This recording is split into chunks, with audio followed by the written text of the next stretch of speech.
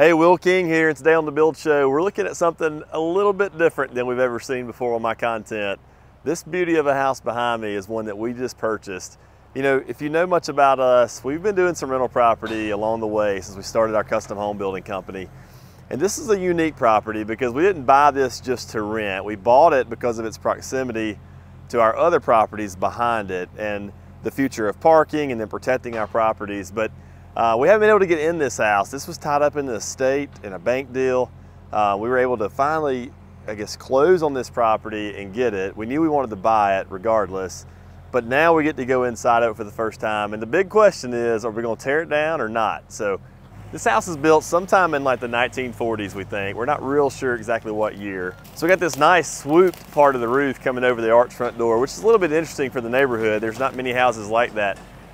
But you can see it's got like aluminum siding it's already coming off in a lot of places. So we already know that the siding's not in good shape. The windows appear to still be the original that are wood. Those, I see paint flaking off. There's been a lot of debris piled up on top of the roof in that valley. And I know that's most likely causing a leak on the inside. So anyway, the outside's not great. The yard's an absolute train wreck. It hadn't been mowed in 2 years. The house has been vacant for that long. We got pine trees growing everywhere out here. So anyway, let's jump on in and take a look. All right, so we're standing in the living room of this house, and you know, other than the fact that it's nasty and I guess hasn't been cleaned out, it's not the worst I've ever seen. The floors don't appear to be in terrible shape. There's one spot here in front of me that's got a fair amount of water damage to it, but you know, I mentioned on the outside that valley that was full of debris. It is leaking. You can see through this sheetrock ceiling where it's been dripping, and it's actually caused a spot in the floor too. So that's certainly something we'll have to address or look at in the attic. But you know, we got plaster walls, real wood trim, kind of in line with the rest of the neighborhood in this time period. We've bought several over here, and they all have very similar details. This plaster appears to be in good shape, though. I've definitely seen some that's a lot worse. So I'm not totally disappointed in that. And I don't see any big waves or humps in the floor. I think structurally, we appear to be in pretty good shape. So far. All right, we're making our way into the dining room now. And you know, one thing I noticed too, by the way, is that there's no central air conditioning. I saw some window units outside, and there's no floor registers or ceiling registers. So there's certainly no air. And that's not gonna work in Alabama in the summertime. But again, nice little dining room. It's, I guess, really just needs painting and cleaned up. This little area is not bad. They do have this bizarre door going between dining and another little sitting room, maybe. Not real sure what, a little office nook. Not real sure what that is. Nice glass panes with a bizarre metal grate in the bottom of it that they've taken out the glass and replaced. I'm assuming that's for airflow and then to keep dogs, cats, and kids confined with the doors. I'm not real sure the purpose of that. But you can see, looking in this closet right here, the plaster that's exposed from where they've knocked out some shelving, an old lab behind it. So it's certainly an old house. It's, I guess, to be as old as it is, I'm actually very surprised that the plaster's held up as well. But all right, let's take a look. The kitchen seems to be a train wreck. So, all right, check out this beautiful kitchen in this house. This is like your textbook little galley kitchen. Awesome color choice too of yellow that I'm totally digging. But this is a dreck in here. These cabinets are all falling apart. Drawers don't open. Whole countertop.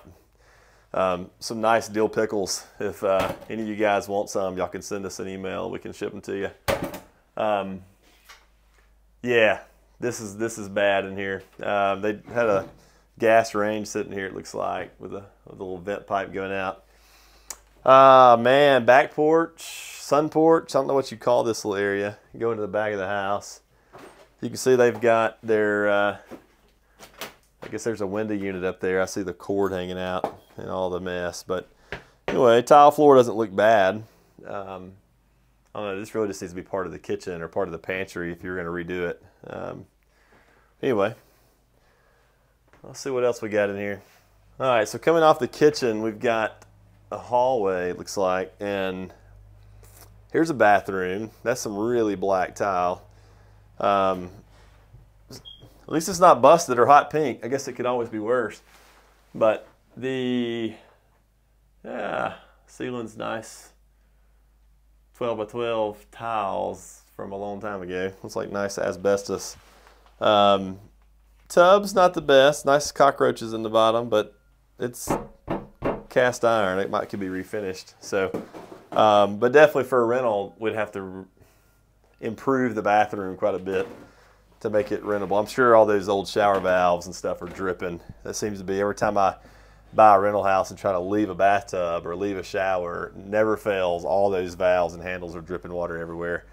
And I'd be willing to bet, we hadn't even been to the basement yet, but I'd be willing to bet that the water lines in this thing are going to be galvanized. And if you know much about that, they're going to be completely corroded, and that'll have to be replaced, especially it's been sitting vacant. I know the rust and corrosion has just gotten much worse. This is an old phone station. That's something you don't see anymore. My kids have no idea what that would even be, but they used to have their old phone sitting here. People would stand in the hallway and use it. So here's the bedroom, or a bedroom. At some point in time, they've improved the ceilings. They put sheetrock up instead of the plaster. I guess at some point they had a renovation. But again, nice. I guess this is like 2 1/4 red oak looking floor to me. It might be hickory. I'm not real sure. But either way, it doesn't appear to be in terrible shape. If we keep going back down the hallway, you could tell by the roof lines of this house that at some point it was added onto. And so it kind of comes in the back in the 90s. And there's another little part they dug into the dirt with a retaining wall. But this would have been part of the original bedroom here. The original second bedroom and bath, it looks like. Yeah. Oh boy. We got some nice blue tile. Yeah. This one's probably going to have to, I would say a gut job on this one.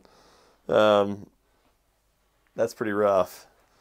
The vanity's a mess. Everything in here is going to have to be trashed. That's the old heater. You can see the element going around it for the heat of this thing. Because it didn't have central air, it didn't have central heat. So they were relying on space heaters, window unit air conditioners to heat and cool this thing. So there's probably at some point even had a coal furnace in here. So this was the addition, it looks like. This is a huge room compared to the others. This must have been their junk room, huh? I'm not real sure what they had, what its purpose was, but a lot of space, very usable space, but it's going to need a lot of love to get it to where we could rent it out to people. So, all right, I guess we need to look at the basement, and that's where all the magic happens, right? Is all the mechanicals and how bad is everything. So let's go down and take a look. All right, so here's the stairwell going down to the basement. And I can definitely tell this is some old 12 gauge wire that's ungrounded. This is what all of that mess looks like. I'm guessing this is some type of light switch or switch going. There's a light above the door. I'm honestly not sure what they had that for. So they've added on some electrical. It's all exposed here in this hallway, so that's going to have to be corrected. But hey, we got a new GE breaker panel. This is definitely not original. So at some point in time, they upgraded the old fuse panel to breakers. So that's a cost savings there when you're looking at buying a rental property, having an existing breaker panel. It does make for rewiring it or adding circuits, makes that part a lot easier. So, and it smells like a basement down here. We've got, whew, a little musty. At some point you can tell they obviously were having water issues because they've got a sump pump basin, an old sump pump sunk here, and I'm guessing that goes outside somewhere. But there's been no power on this house for about 2 years, so that means the water, and you can kind of see a water line down here, has been pretty high in this basement in the when they have big rains. All right, so take a look at this coal furnace that we found down here. So, you know, I might be wrong on the 40s. This house is most likely older than that. I would say sometime maybe in the 20s or early 1900s. This is a legit coal furnace. It even has the old instruction card for the coal. It says you know, it's a coal stoker instruction card. It talks about, you know, how to clean it out and how to keep it fed, and it's actually, I've seen several parts of these before in houses. I've never seen one so intact, and I've never seen the actual instruction card still on display. So that's pretty cool. I've never ran across that, but anyway, that's a huge piece of metal sitting here. That, man, I don't know. I wish Brent Hull was here to tell me more about it. I know he could probably tell me where it was made and how it works and all the details of it. But anyway, those are always fun to find in these old houses. Whoever used to live here obviously was shorter than myself, because this was their clothesline down here. They had their washer and dryer in the basement, and then this is where they were hanging all their clothes. It also appears they didn't have a very good dryer vent, because I see lint everywhere down here. So I'm guessing the vent just blew out into the basement. Anyway, this is, I've noticed some PVC drain lines that they've ran right here, but it's because I guess the cast iron drain line beside it completely rotted, and they had to replace it with PVC.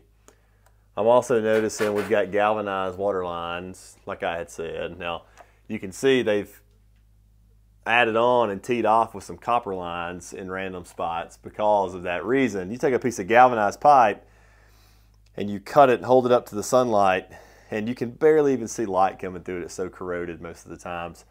But that's always something to really pay attention to if you're looking at a rental property or investment property.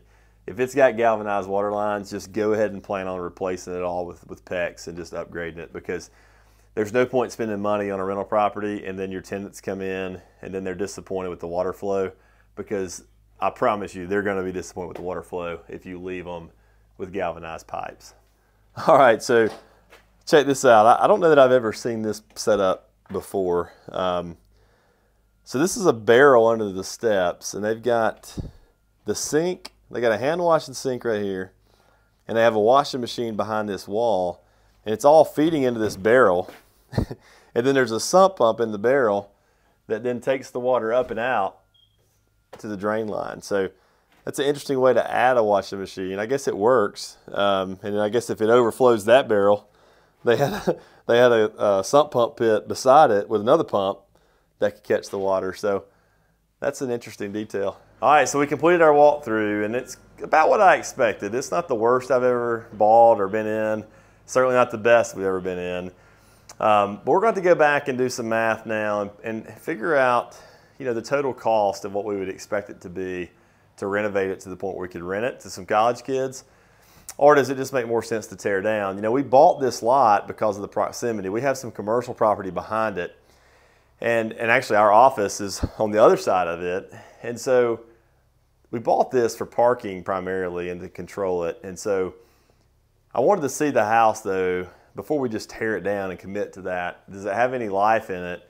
And would it make sense to just, I guess, put a little investment into it, rent it out for the next 10 years, and then as time goes by and we need more parking, or I guess the commercial buildings behind us expand and we need this spot, then tear it down. So that's something we're going to have to decide on, because I don't know that it makes sense to put much money into it now with the knowledge that we're going to have to tear it down in the next, say, 5 years. And it's all about how much, I guess. How much money is it going to take?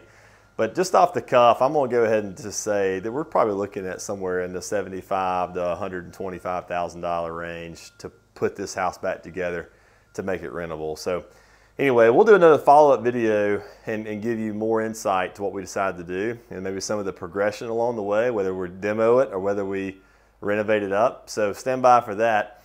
Guys, I hope you learned a little bit about investment properties and what a house that's not typically on the Build Show looks like. If you're not following us on Instagram, please do so. It's @WillKingBuilds. And just remember, iron sharpens iron, so keep grinding, keep watching these videos, and we'll see you right here on the Build Show.